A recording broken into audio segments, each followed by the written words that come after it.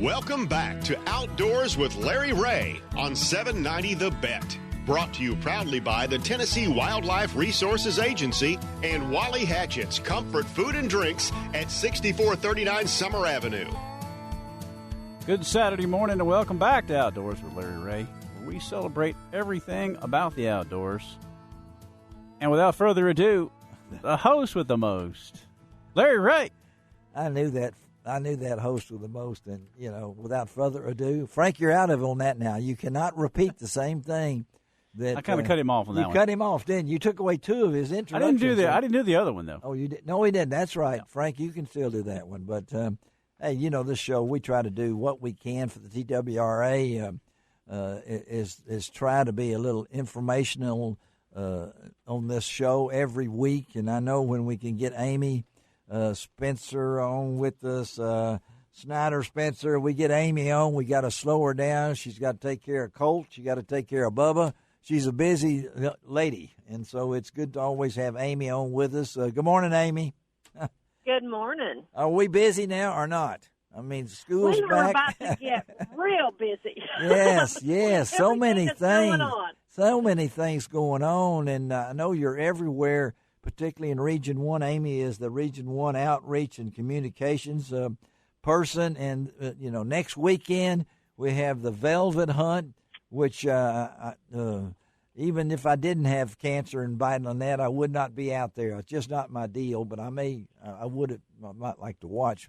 Hey, so many things, Amy. Let's start off with first that weird and really sad thing that you posted and sent to all of us about the deer over in Hendersonville, Tennessee, getting shot. Yeah, if you haven't seen it, this is kind of one of those weird reports that wildlife officers get. Yes. I mean, this was people seeing a buck with an arrow sticking out of its head between the antlers, and it took a little bit, but they finally got the deer darted and got the arrow removed, treated it, gave it some medication and turned it loose. But, sometimes it just blows your mind what yes. wild animals can survive. This one did, and thanks to the quickness of the emergency crew, were able to take that arrow out of this deer's head. And I don't know, I posted it on my Facebook page, and it went nuts over that with all the people.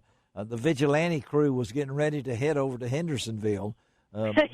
Yeah, because why would you do this? But then, anyway, that kind of touched us off. And then, we're in the comment period now for fishing, right, Amy? It is. It is the comment period for fishing. We do this annually, and we ask for people's input. Public comments will be considered by fisheries managers and may be presented as proposals for regulation changes. Okay. What we want folks to remember is that is to be emailed in. And, those go to fishing reg, that's FISHINGREG, period, comments at tn.gov. Okay. People like to post them on social media and make comments, but that is not the proper place for those to go. Email. They are to be emailed in, or you can actually write them. If write. You mean people actually do that still? Okay. Yes, we. You think that they don't do that, but in our Region 1 office, every year we have a box that sits right there where people email comments in. Wow. Okay, and then mail comments. Mail them in, and then the period. When is it? How does it? It goes through when? I can't remember. It actually goes through September the 9th. Okay, and then the commission meeting in September at Fall Creeks. I think they will go over these. Yes. So these comments are actually read, folks. I know the TWRA will read your comments, right, Amy? I mean, they. Yes, they are actually. Each comment is looked at, and then they're presented to a committee, and there's multiple people that sit down and look at these comments, and then they are proposed at the commission meeting. Yes, and the commission meeting, of course, is going on. Had just went on this past Thursday and Friday in Gatlinburg, and we'll try to have results of all that next week's on Outdoors with Larry Ray. But we also had some changes in personnel, and and they're involved a couple of guys that been on this show many times that are now gone up to deputy directors, right? Yes, Frank Fiss, who I know has been on your show multiple times, and multiple people in West Tennessee are familiar with Frank and his fisheries. Frank has just been promoted to deputy director. Yes, and he is over what we call our administrative side.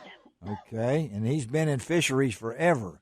And Frank has been the person we've gone to 25 years in the fisheries division, and then chief administrator of the fisheries division. And then, of course, Brandon Ware also. He's deputy director of field operations.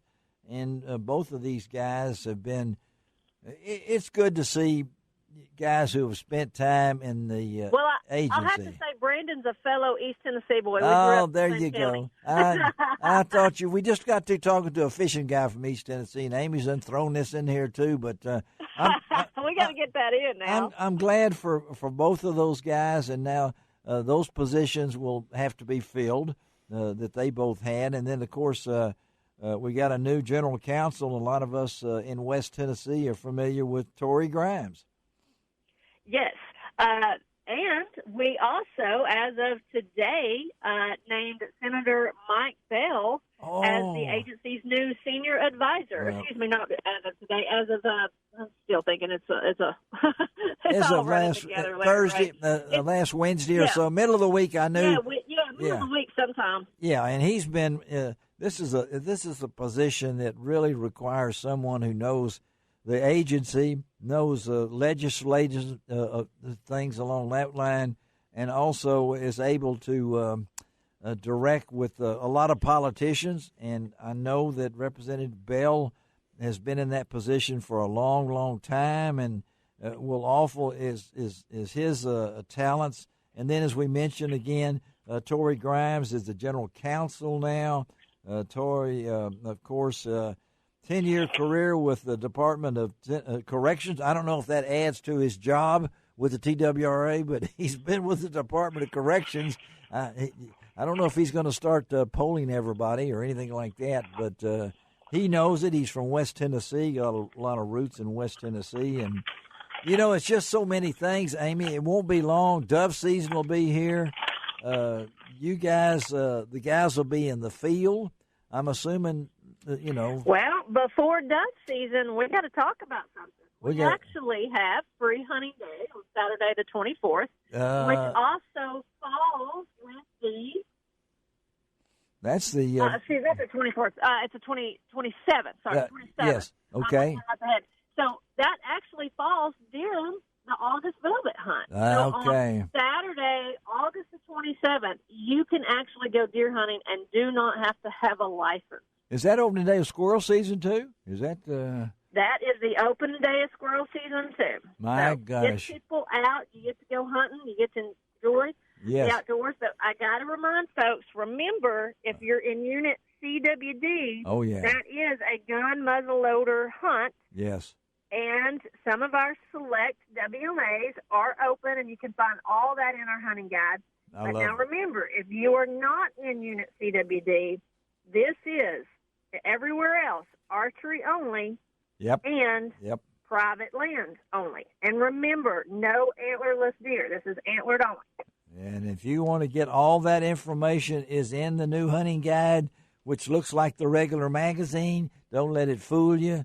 But, And we also, if you haven't been to the website, we have integrated a lot of this into the WMA. You can click on a WMA, let's say Wolf River.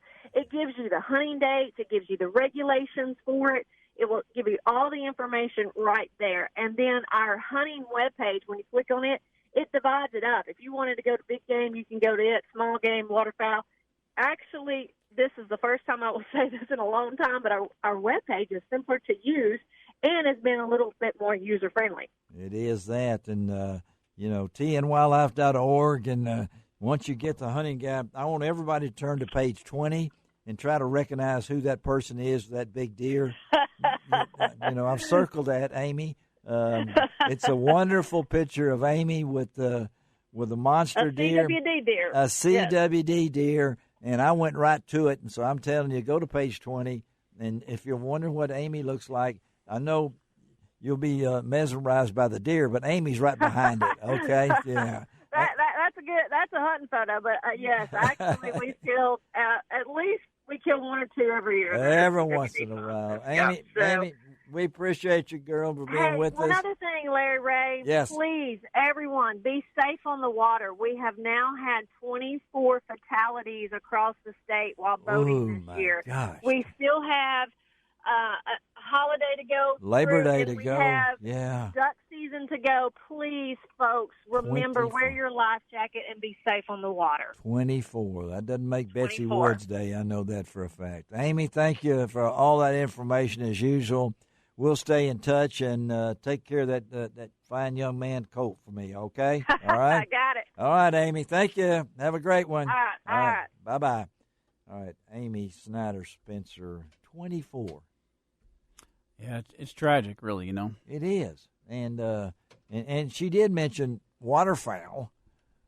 You're on the water most of the time.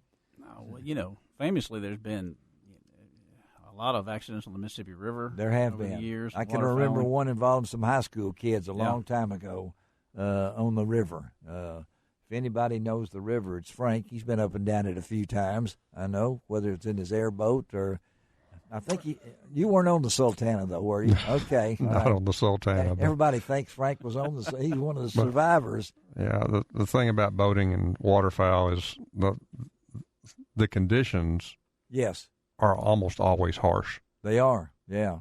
And the water temperature is always unpredictable. Doesn't take long. No. You can die of hypothermia and very quickly. Frank, I know that Ron Wong always mentions that. If anybody knows about, about water temperature, it's Ron. All right, let's take a break. Come right back. We're not through. We're through an hour. We're heading to Union City. Scott Williams, the man himself, Discovery Park of America, coming right back on Outdoors with Larry Ray.